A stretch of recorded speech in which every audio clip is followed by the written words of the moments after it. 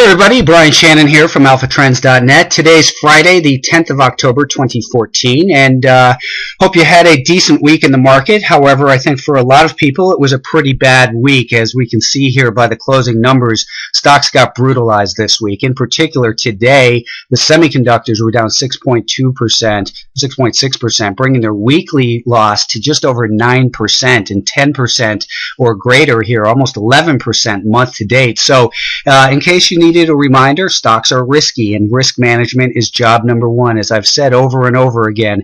And if you don't have a strategy, this is where it ends badly for people. So, this week in Alpha Trends, I'm pleased to say we had some good trades. We sat out a lot as well, but we weren't chasing things in either direction.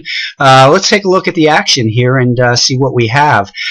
This week, the SPY got down to the lows that we saw in mid-August, and that's also where we have that rising 200-day moving average. So really just a spectacular move from this failed breakout up in here.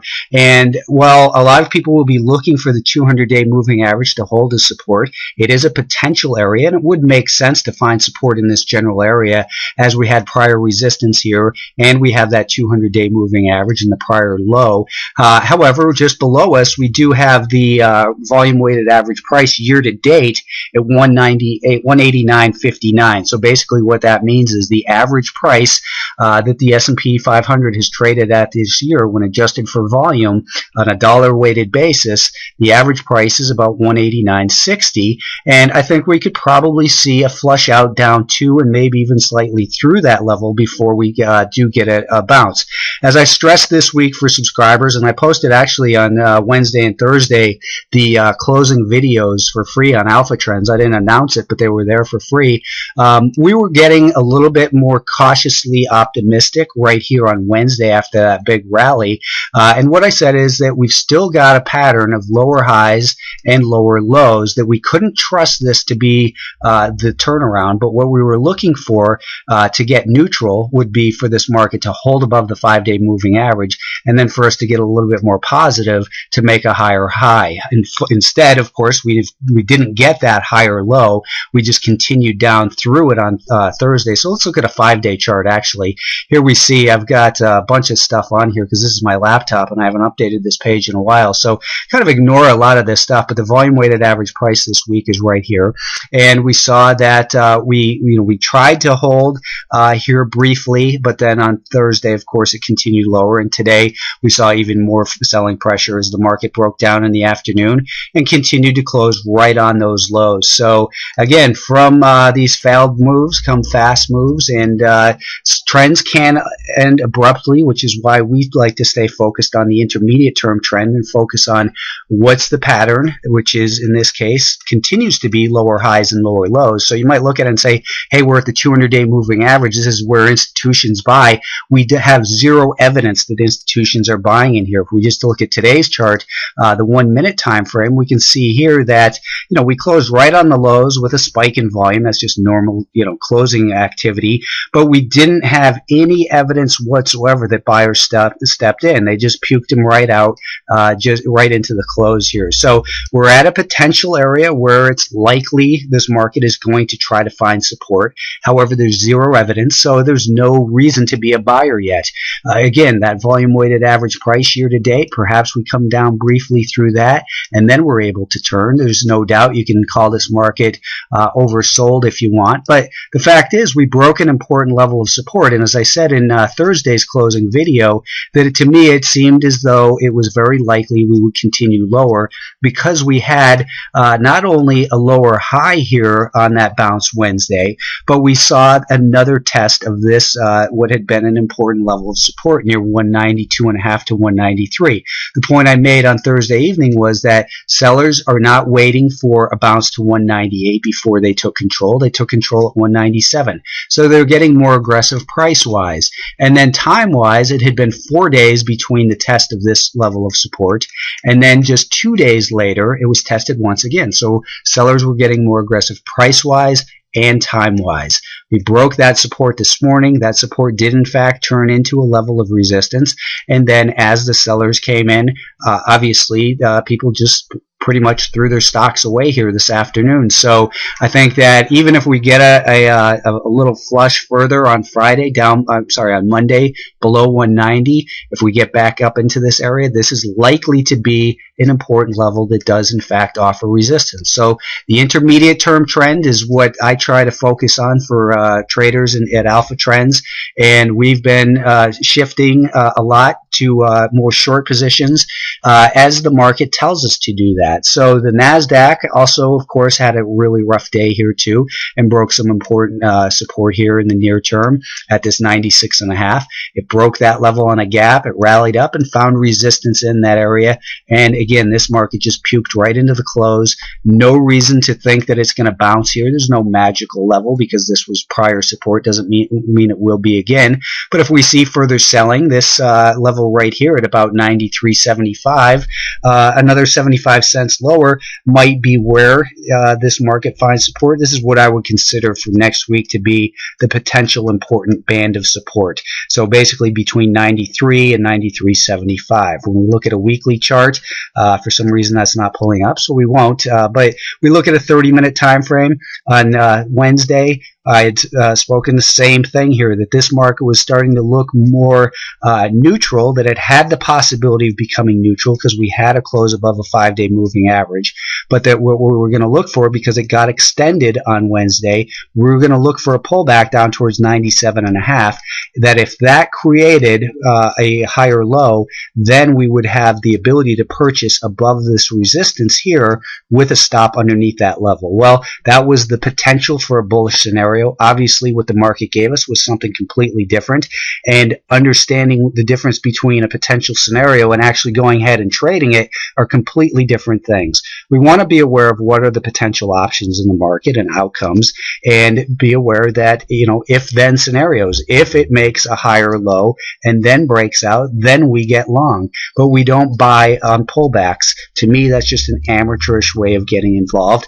I want to be involved when the momentum turns back up and the market shows us that it's established a level of support, because if we buy up here after a pullback, then we have a logical place for our stop. At this point, we would have had a higher high. This would have served to protect us as the higher low, but we didn't get that, so no harm done whatsoever. In fact, if you take a look at, one of the stocks we looked at this week and actually got long was Cisco Systems. Earlier this week, Cisco Systems, I thought above this level right here would be a good purchase. We were looking at that because it was breaking resistance at this point, and as it broke that resistance, I said, listen, we've still got kind of a sketchy market. This was on Monday. We're going to buy it above here because at that point it would make the higher high, and the daily chart looked like it was breaking important resistance, but we weren't going to trust it with much. Our stop was, in fact, right here. We lost 18 cents a share in Cisco Systems, whereas if we had purchased it there at 25.30 and we're still holding it, we'd now be down 8% or so. So small losses are okay. Not every trade has to be a big winner. In fact, if you're a trader, you realize you're going to have losers. And if you're an investor and you haven't realized that you're going to have losers, that's a reality that you're probably facing right now.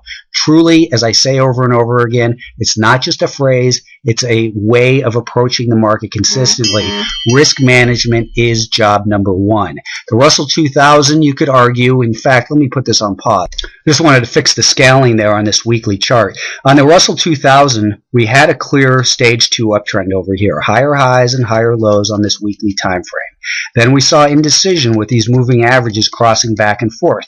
We didn't know, and I've said that we didn't know whether this was distribution or whether it was going to consolidate and continue higher, but it was starting to look more bearish, and we noted the double-headed head and shoulders pattern, and that a week and a half ago it broke down through that support, and I said, you don't want to sell it short here. We want to see a rally and then a breakdown.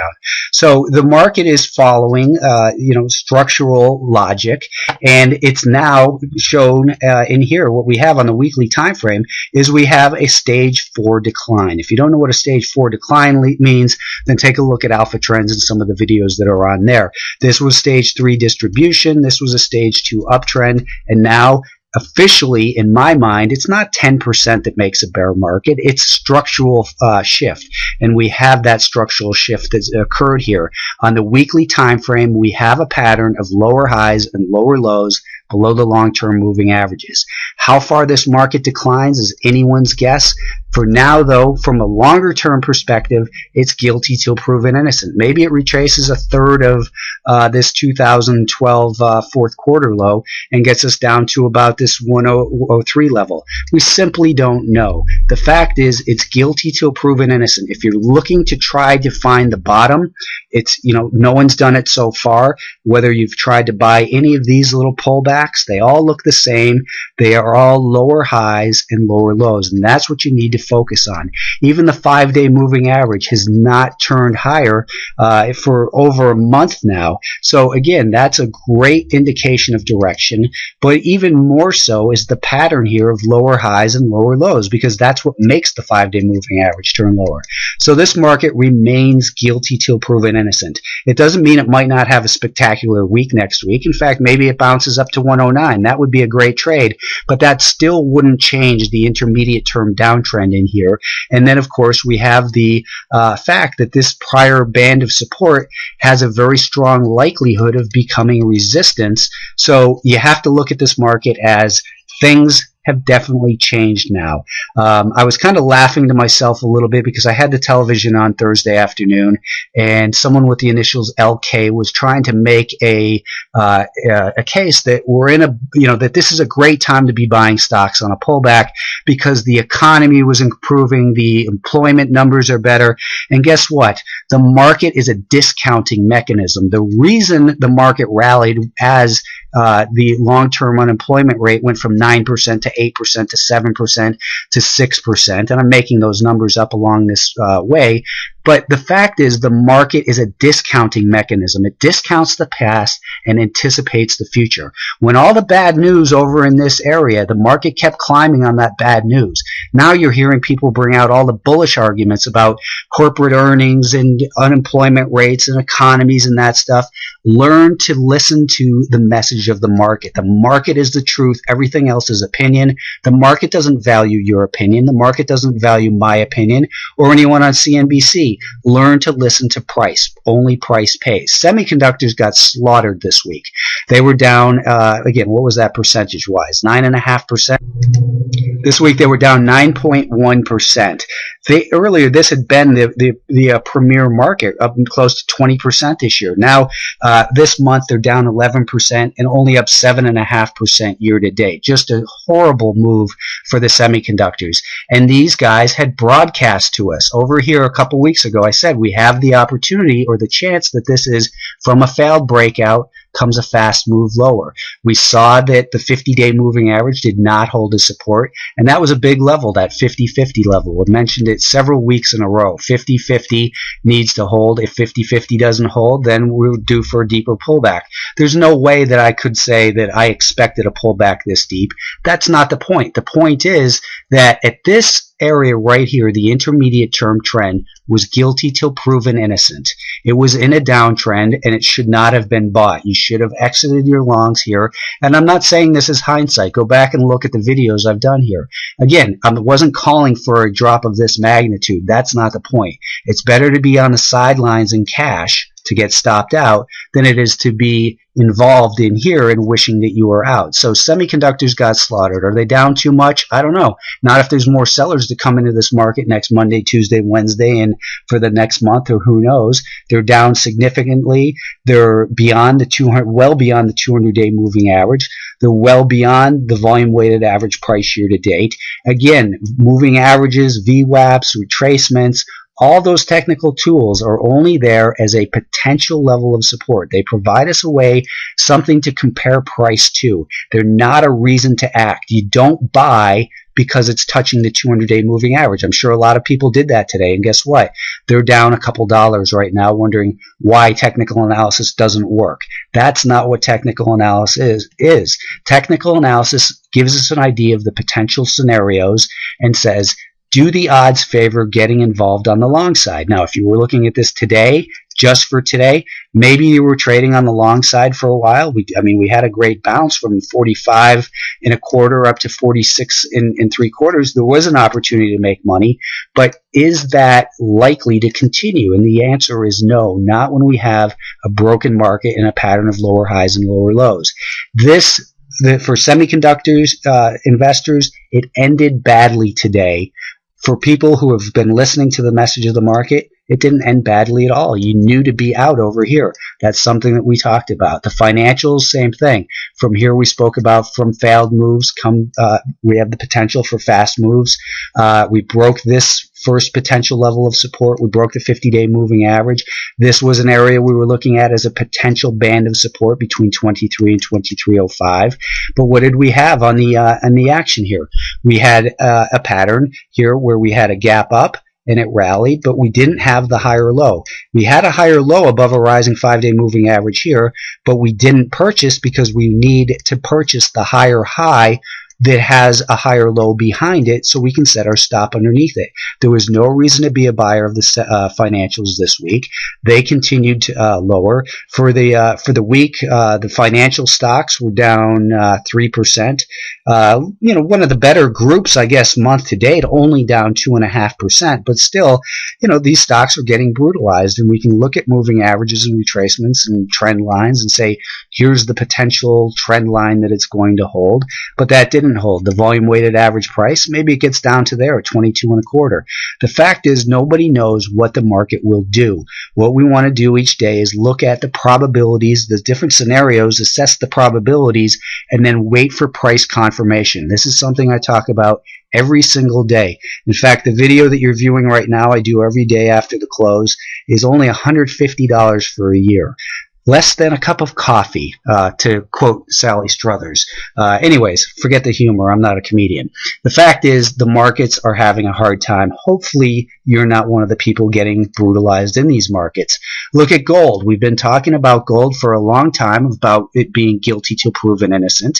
And if they don't scare you out, they'll wear you out. I'm not sure why my scaling is messed up on these charts, but a lot of people were getting bullish on these little rallies in here. These are blips within a downtrend. At best case, as I've said, maybe we're trying to find some support and stabilize here. Otherwise, this looks like a big descending triangle. The fact is, it's guilty till proven innocent. What's your time frame? If you're looking for a little bit of a bounce, maybe you get it with a stop under here, but it's a broken market. Why bother? The dollar continued well, I guess it lost a little bit of ground this week as well, but still in a phenomenal uptrend. And really, what's done the best is the bond market. That this bond market, if you look back to 3 or 4 weeks ago, I said, the intermediate term trend has changed. It's now innocent till proven guilty because we are above a rising 5-day moving average. And since then, people have been saying it can't go up, it's not right, etc. But it's made higher highs and higher lows with a rising 5-day moving average. If you listen to the message of the market, it tells you what it wants to do. And we can put our opinions on it and say it's up too much or that the S&P is down too much. But not if there's, it's not up too much if there's more buyers. It's in the market's not down too much if there's more sellers coming in. So you have to focus on what is, not on what you want or you hope. We've got a lot of volatility in this market. It's great for short-term trading. If you're not a short-term trader, look at what you're doing, assess your cost basis, where your stops are. Don't get semiconductored being down 9% in a week. To me, that's just inexcusable. If you're going to allow that to happen, you probably shouldn't be involved in the market.